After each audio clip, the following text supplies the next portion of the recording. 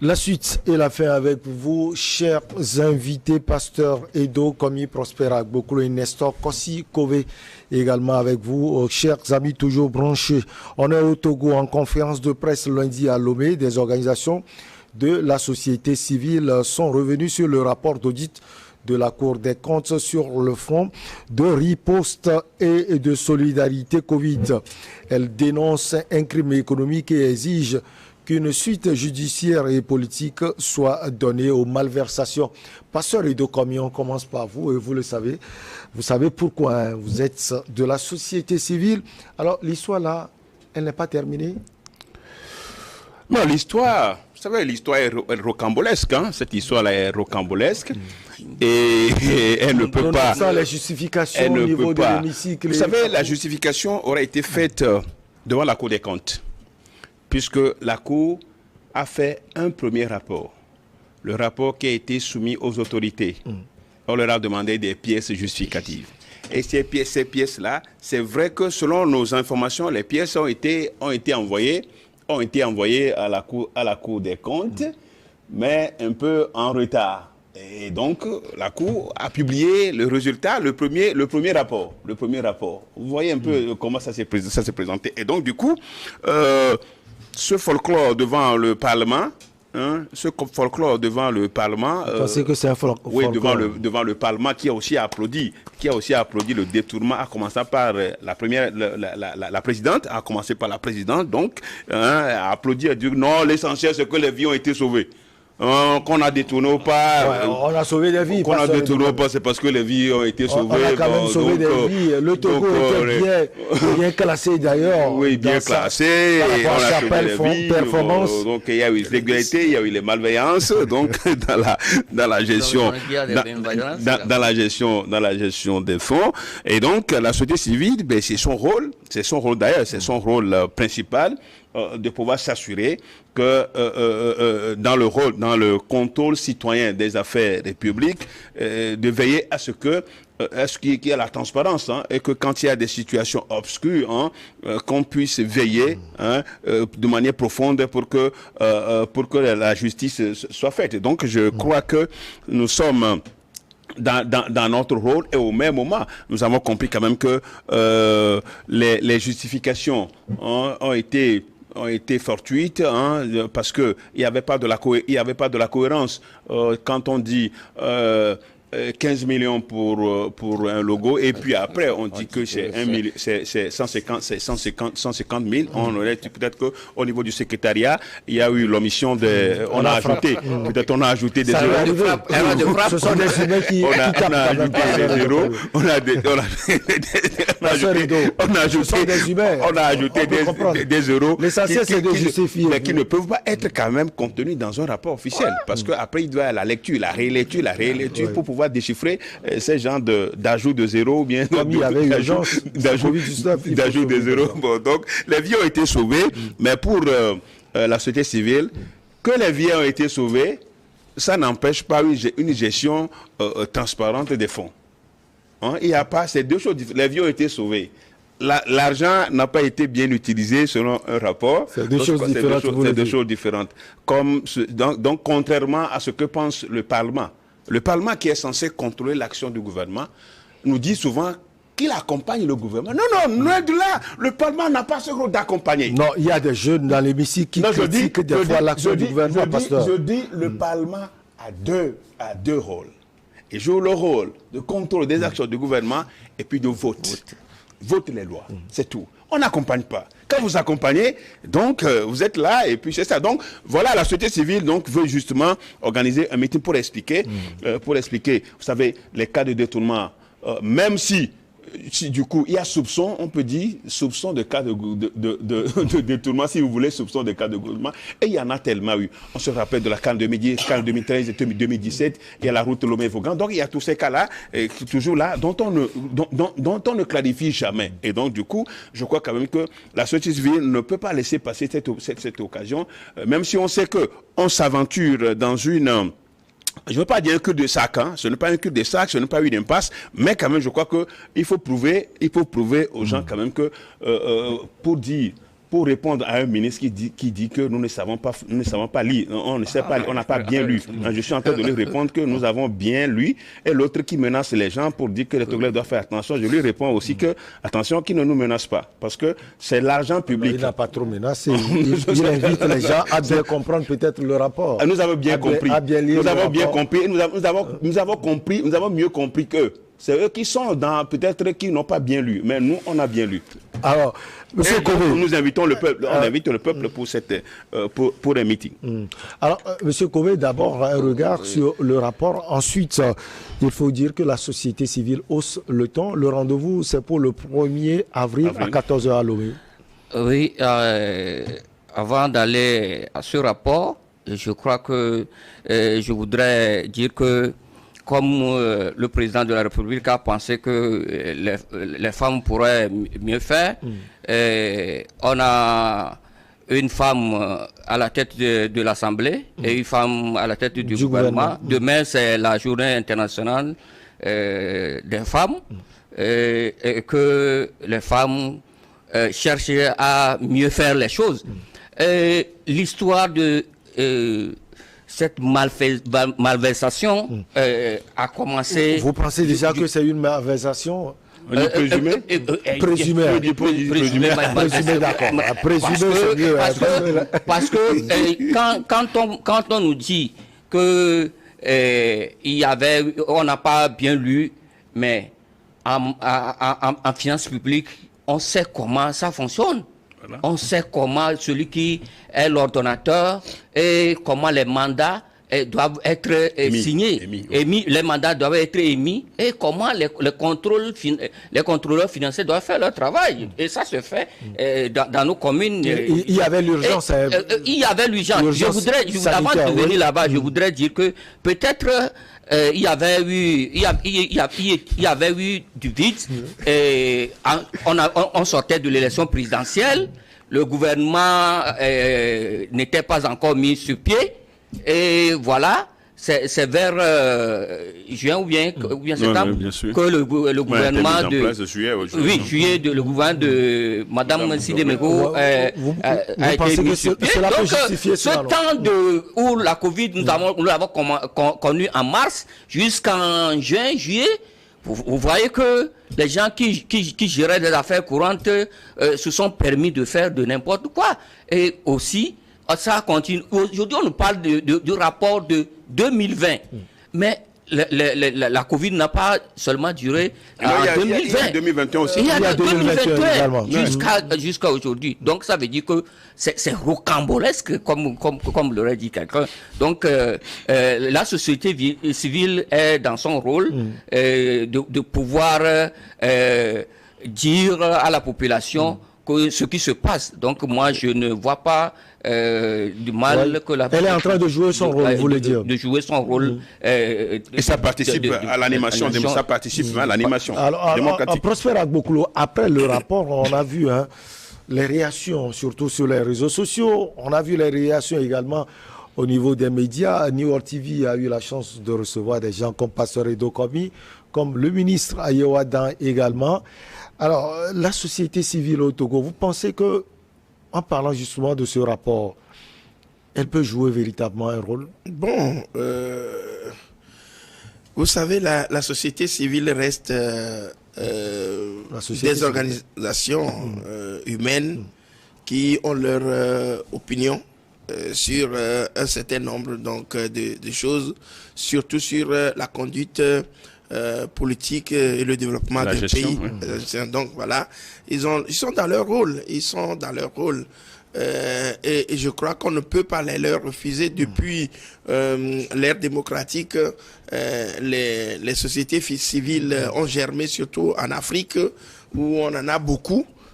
Ceux qui sont avec les pouvoirs en place aussi créent leur société civile, et de l'autre côté aussi les oppositions aussi créent leur société civile, ce qui fait qu'il y a cet amalgame là où souvent voilà, il y a, vous savez le mot de la société civile, ce qui fait que souvent quand des manifestations comme ça sont organisées, les gens sont en doute, on se demande si c'est du vrai ou c'est de livret, ce qui se fait.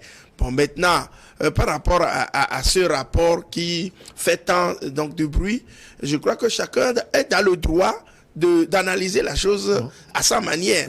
Parce que ce sont des écrits, des faits qui sont publiés et que chacun ait eu connaissance et a pu lire et faire ses analyses. Et je crois quand même que la lecture d'un rapport comme celui-là prend forme par rapport aux opinions. Si on n'est pas avec le pouvoir, on est en droit de dire il y a détournement, parce qu'on a aussi, là des motifs valables pour critiquer le pouvoir. Maintenant, si on est du côté du pouvoir, on se dit il n'y a pas eu malversation. Vous pensez qu'une autre société civile aussi peut se lever à tout moment pour dire c'est un bon rapport, c'est bien passé? C'est ce que je dis. Je crois que pour un certain nombre, quand les ministres se sont présentés à l'Assemblée nationale, bon, ils ont pu faire leur défense pour dire que ce que vous avez vu, vous avez lu, ce n'est pas l'interprétation qu'on doit y faire. Et devant l'urgence a même fait qu'on a même interpellé les députés bien avant leur rentrée parlementaire. On a anticipé là-dessus pour pouvoir calmer la situation. Maintenant, celui qui a commandité le rapport, a le rapport. Et il a les teneurs de ce rapport-là. Mais ce que moi j'ai relevé, c'est que par rapport au couloir de transmission, au décaissement, j'ai l'impression que on a on n'a pas respecté d'abord la procédure. La procédure. On dit que c'est l'urgence qui a fait. Oui, ils disent que c'est l'urgence. Mais on a en place un ministère des Affaires sociales. C'est-à-dire que toute l'urgence qui a été faite, c'est pour la société, pour sauver la société. Au lieu de passer par... Parce que pour moi, à mon avis, c'est le créneau valable par lequel on peut... C'est comme si vous voulez... Il y a même un ministre qui avait fait la comparaison, le parallèle, en disant, quand vous voulez envoyer de l'argent à quelqu'un, vous allez à la cabine, on vous donne l'argent d'abord. Et c'est à vous de distribuer, de donner...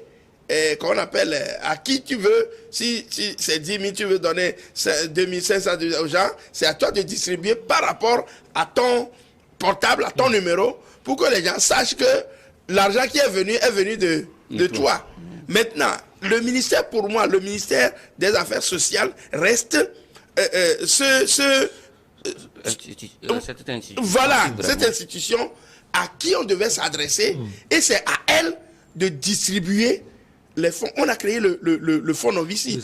Novici, c'est parallèle. Ce n'est pas le ministère qui l'a piloté. Oui, il y a l'urgence, je ne le refuse pas.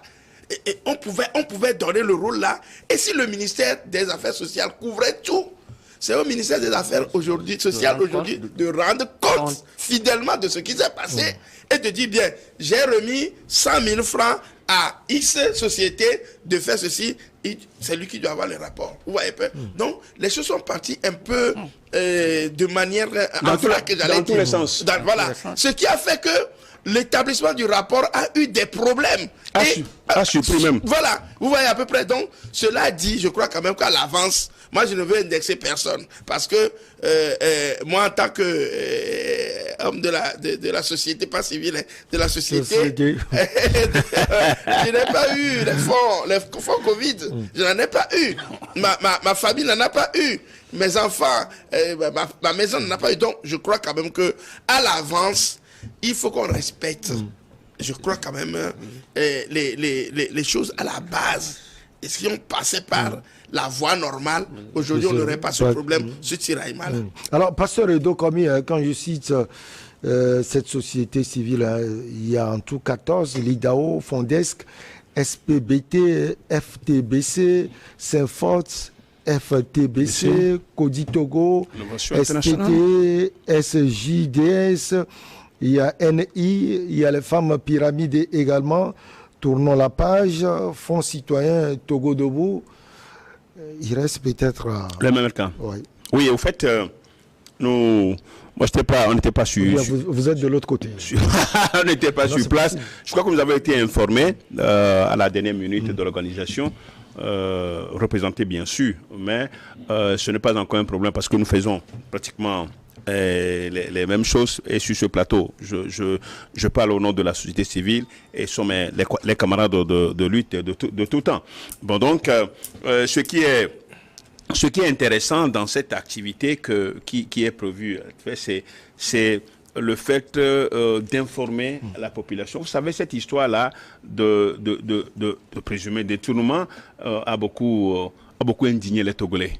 Parce que c'était un moment dur pour tout le monde. Oui. Les gens n'arrivaient pas, parce que les activités étaient en berne. Oui. Et ceux qui sont payés avec déjà les fonds publics, et c'est eux qu'on impliquerait, enfin c'est eux qui seraient impliqués. J'ai dit qu'ils seraient impliqués, c'est pourquoi je dis qu'ils seraient impliqués dans ce genre de gestion des fonds d'une période aussi critique. Alors ça fait mal aux gens. Parce que quand des choses par ici, on a acheté ceci, on l'aurait mis au service, au service des populations. Des choses qui n'ont jamais été telles. En tout cas, je ne sais pas quel riz, on a donné du riz à qui, à quel moment, pendant cette période. Moi, notre mouvement Matel Utec, nous étions sur le terrain, faisant des sensibilisations. On n'a pas reçu un sou de qui que ce soit. Je suis aussi à la tête, il y a aussi une confession, un regroupement des pasteurs qui proche de moi. Les gens étaient sur... Donc, on a cotisé pour acheter des choses et essayer à la mairie. Je ne sais pas combien. Moi, j'étais le responsable. J'étais le responsable de Covid-19 dans ma commune. Ce que je sais, c'est que c'est les bavettes qui sont passées. Il n'y a pas de fonds. Et on n'a jamais vu d'argent. Les mairies, les communes n'ont pas reçu de trucs. Donc, quand finalement, on nous présente des tableaux, des tableaux de décaissement des fonds vraiment vraiment qui donnent même du vertige, qui donnent même du vertige aux gens. Donc vous convenez avec nous que c'était vraiment, c'est troublant. Ça a troublé les populations et donc il y a lieu quand même, on sait que... c'est vrai, pasteur, il y a tout... On sait qu'après la justification... Est-ce que vous avez les éléments justificatifs après la prétendue justification, prétendue justification du gouvernement... Eux, ils ont justifié. Maintenant, ceux qui accusent, est-ce qu'ils ont les éléments? C'est prétendu devant le Parlement. Donc, pour nous, pour eux, c'est clos. Le dossier, là, ils l'ont déjà clos. Et malheureusement, il n'y a aucun juge de la place qui ait le courage de s'auto-saisir pour dire non, que la lumière doit être faite. Est-ce que l'action portée aujourd'hui par la société civile peut amener un juge? Il y a déjà des plaintes, il y a déjà des plaintes contre X. Non, il y a déjà des plaintes. Il y a des plaintes déjà contre X dans cette histoire. Mais dans la société civile, de la même société civile. Donc c'est après cette plainte-là qu'on passe maintenant au meeting d'information. Donc je crois que la manière... D'abord, les ministres n'ont pas respecté, c'est-à-dire la mémoire des Togolais, c'est-à-dire les propos des uns et des autres dans cette situation. Ils ont dit quoi concrètement? À l'hémicycle ou bien... Non, pas à l'hémicycle. Après, on a écouté les gens. Que les Togolais fassent attention par rapport à la... C'est vrai, à l'époque, les gens en parlaient. Par rapport aux analyses... Les lieux de débat étaient... Par rapport aux analyses... Étaient les réseaux sociaux... Aux analyses du rapport. Tout le monde se permettait de dire... Et je crois que vos confrères n'ont pas aimé. Plusieurs de vos confrères n'ont pas aimé cette manière de parler. C'est comme si on dit... Si quelqu'un parle de ce rapport, on va l'interpeller. Non, on n'a jamais interdit de parler de ce rapport. Je dis l'impression qu'on a des propos de certains, l'impression qu'on a, c'est ça. Et vos confrères ont dénoncé cela, de ne pas cette menace-là, à peine voilée des ministres par rapport à... Donc je crois quand même que la société civile est dans son rôle, va faire son boulot. Et bien vous savez, c'est des crimes, si c'est justifié, c'est des crimes économiques. Et attention, moi je continue pas à le dire. C'est cette heure-là, là où on est ici, là, on maîtrise, mais la seconde qui va venir près, on ne maîtrise pas. Et vous revenez l'histoire de la Guinée, de ces pays-là, où des choses qui ont été, des malversations qui ont été faites des années, aujourd'hui refont surface. Ça reviendra toujours. Ça reviendra toujours. Donc, qu'on fasse extrêmement attention. Parce que la période de Covid-19 était une période vraiment dure pour les citoyens. Et s'il y avait des fonds qu'on devait mettre au service, qu'on devait investir pour la survie des populations, ça devait aller aux populations pour que les gens puissent survivre. Ça n'a pas été vraiment le cas. Et aujourd'hui, c'est le rapport de la Cour des comptes, de la Cour des comptes qui n'est pas aussi loin, qui a fait son rapport. La Cour des comptes n'est pas loin, mais a fait son rapport. Et aujourd'hui, je ne pense pas qu'on va s'en prendre dans cette cour. Parce que les contrôleurs et autres, tous ceux qui... C'est-à-dire, le rapport, c'est toute une somme d'acteurs jusqu'à ce que le rapport final.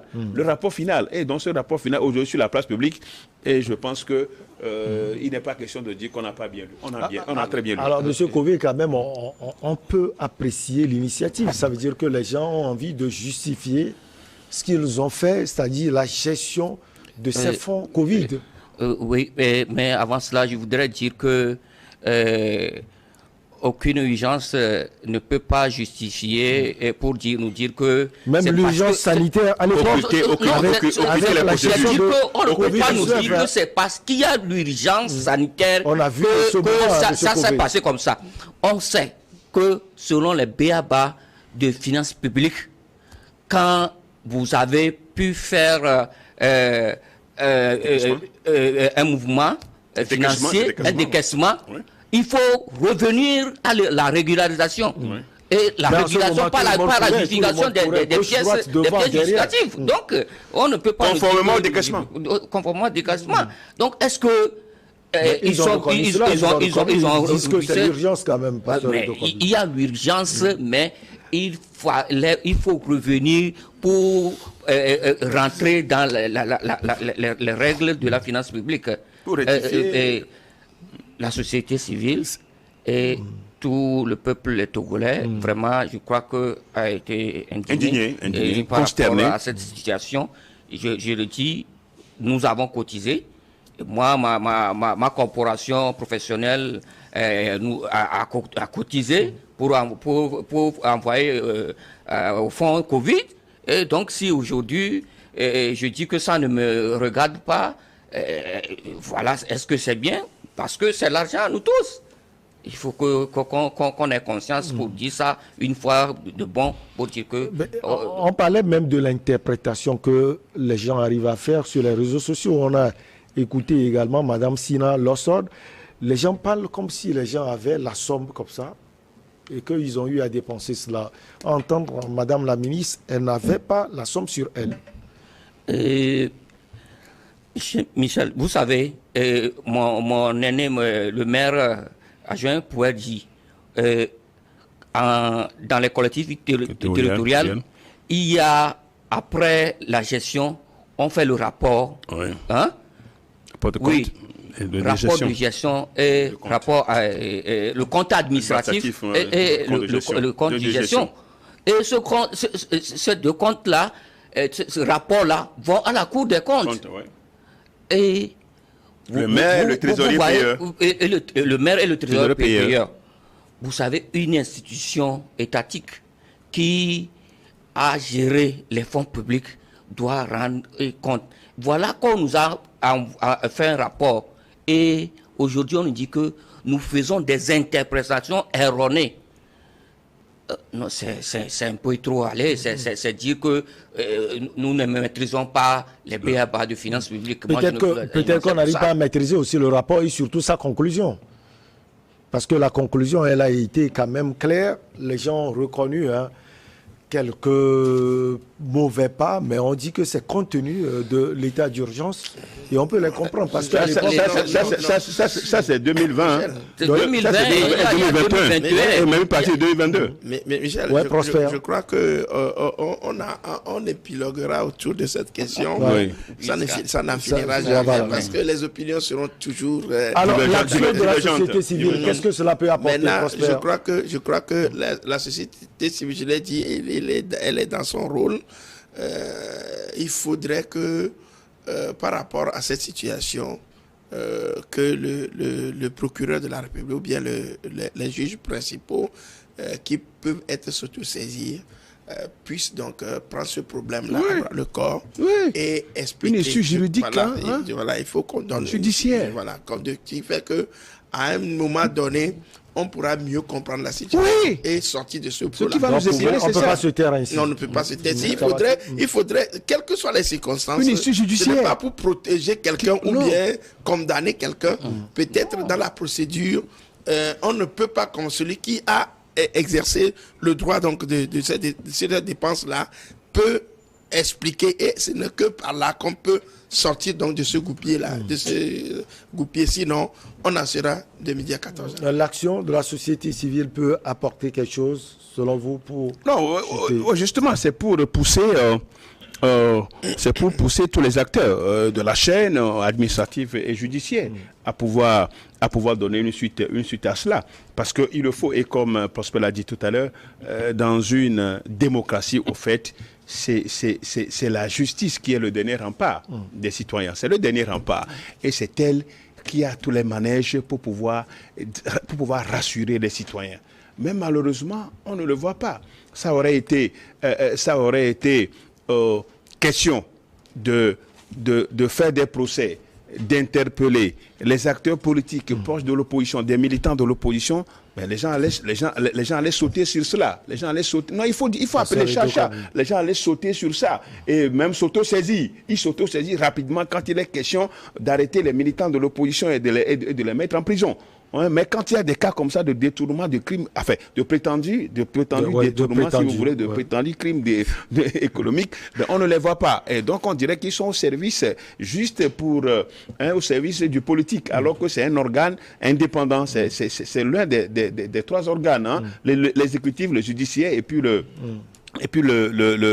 législatif. Donc, c'est un peu cela. Ce qui fait dire aux Togolais que les Togolais ne croient plus. Ils vont dire non, cette histoire-là, c'est déjà enterré pour rien. Et d'ailleurs, c'est pourquoi la société civile veut encore ressusciter le problème et essayer de porter ça haut pour que des consciences soient touchées. Des consciences soient touchées et qu'une issue soit trouvée et que ça ne se répète pas. Puisque nous sommes dans 2020. Nous sommes dans le rapport de 2020. Naturellement, il va y avoir 2021 et une partie de 2022. Alors, qu'adviendra-t-il? En 10 secondes, votre carton. Alors, je disais tout au début que je suis fasciné par ce jeune béninois au nom de Evra Sosokwe, et qui vraiment a découvert un système qui marche quand même bien dans les autres pays, même au Togo. Je dis DESCOM, destination suisse. Je lui décerne un carton vert parce qu'il est magnifique, il est apprécié par le monde entier, et je crois que les Africains doivent soutenir aussi ce système qui consiste à commercialiser les compléments alimentaires qui sont très efficaces pour la santé. Et très prochainement, la convention régionale aura lieu, certainement au Togo en juin-juillet, où 20 000 personnes sont attendues. Nestor Kové, votre carton? Oui, mon carton va vers une institution que j'ai citée en début de l'émission, qui veut faire autrement les choses. Entre-temps, on a vu que au Bénin, à l'université, il y avait une soutenance de thèse concernant la sorcellerie. Je voudrais dire par là que les Africains commencent à voir autrement, à remodeler ce qui est bien pour l'Afrique, parce que cette institution veut ramener les manières ancestrales de conservation des corps. Nous savons en Afrique, précisément au Togo, comment nos morts, nous devons les mettre jusqu'au jour où on doit faire les funérailles. Donc cette institution doit repenser vraiment comment il doit donner les cours pour que ça soit authentiquement authentique. Merci. Prosper Agbokolo au carton vert, sans doute Assimi Goïta ou Faustin Archange-Touadéra. Non, pas pour le moment. Je crois que tu as bien trouvé. C'est à trois faces. Archange Touadéra, voilà. Assimi Goïta et au professeur Kokoroko. Allez, merci beaucoup à vous, chers amis. Prosper Agbokoulou, vous êtes journaliste, analyste politique. Merci également à Pasteur Edo Kobi, président du mouvement Martin Luther King. Nestor Kossi Kové, merci à vous. Vous êtes homme politique adjoint au maire de la commune Golfe 7 Applaus Saguado. Merci également à nos chers amis. À très bientôt. À très bientôt.